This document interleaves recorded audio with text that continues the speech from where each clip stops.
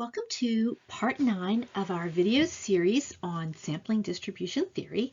I'm Renee Clark from the Swanson School of Engineering at Pitt. In this video, we are going to discuss the t-distribution, also known as the student t-distribution.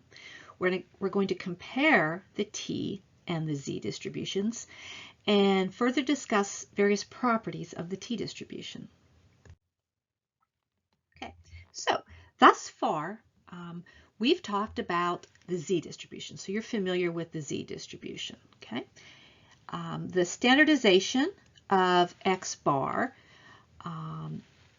to a z random variable is shown there on the right.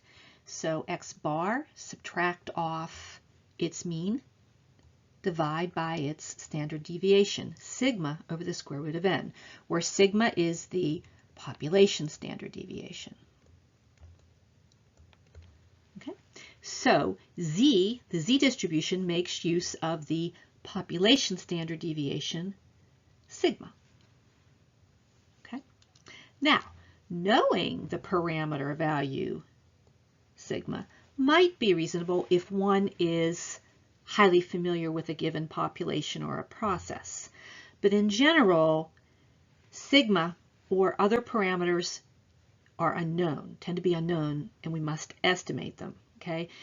Another way to think about this is if mu is unknown, right?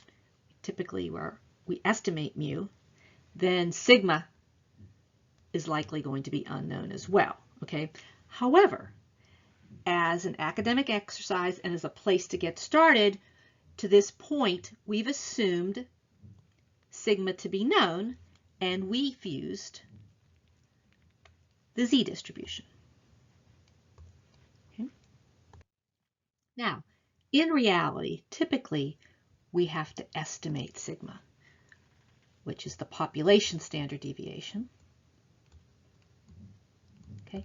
We must estimate it using S, which is the sample standard deviation, right? We can take a sample out of the population and estimate sigma. Okay. When we do this, what we actually obtain is a random variable that's distributed according to the t-distribution, okay?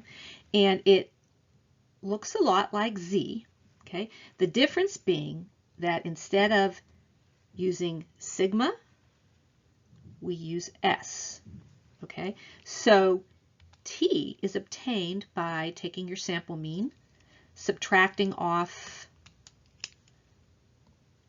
mu, or the population mean, dividing by S over the square root of n.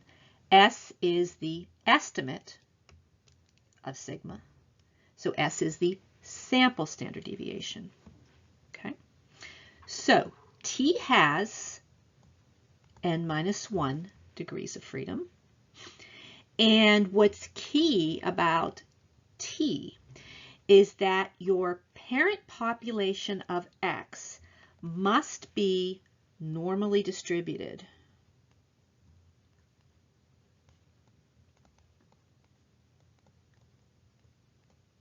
Okay, in order to use t. So another way of writing this is x must be distributed normally. Okay. T looks a lot like the z distribution. This is a picture here of the t distribution. Okay, as you can see, it is symmetric. T, that is symmetric about 0. So 50% of the area or probability to the left of 0, 50% to the right. So t is indeed bell-shaped. Okay, and in fact, as your sample size goes to infinity, the t and the z distributions become the same. So they become the same distributions. Now, in reality, t does not differ much from z when your sample sizes are 30 or more. So, some more about the properties of the t-distribution. The t-distribution is more variable than the Z distribution. And why is this the case?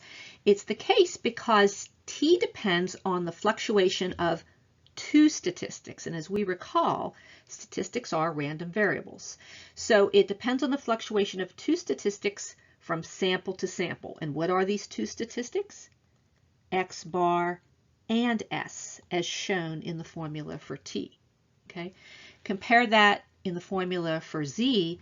There's only one statistic or one random variable, and that's X bar. Okay?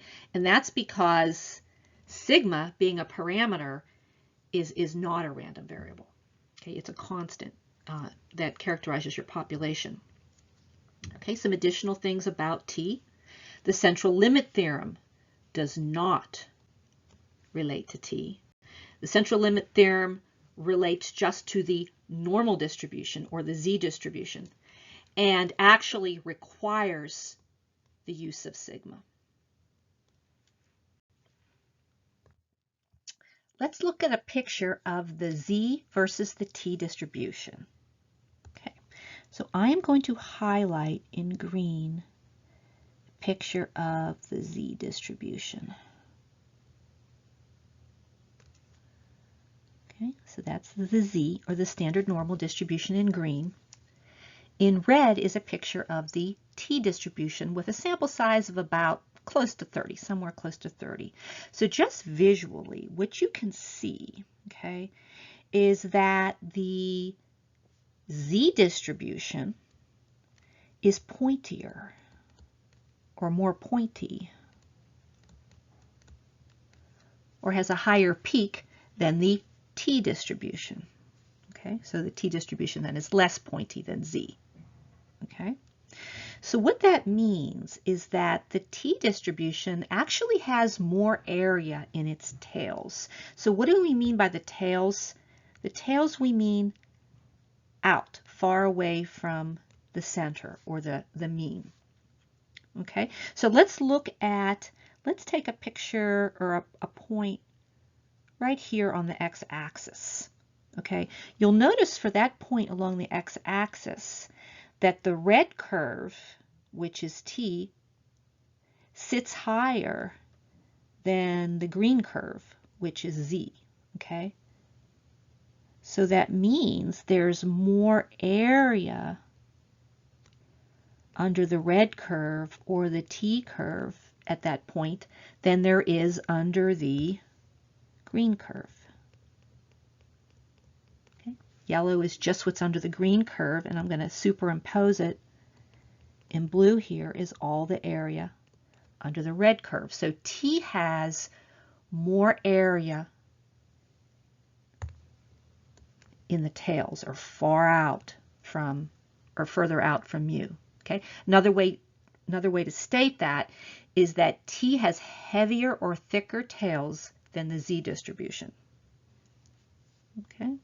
This means that the probability of getting a value far from mu or from the center is greater with the T distribution versus the Z distribution. Okay, and the reason for this greater area or probability in the tails is that, again, the T distribution is flattened or flatter, or the red distribution is flatter compared to the green or the Z distribution. So it's like that area is getting pushed out towards the tail. The area is getting pushed out from the center further out into the tails with the T distribution.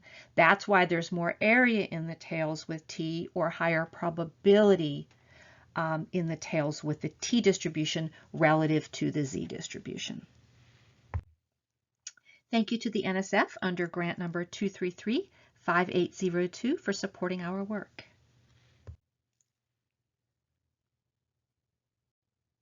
Thank you for watching.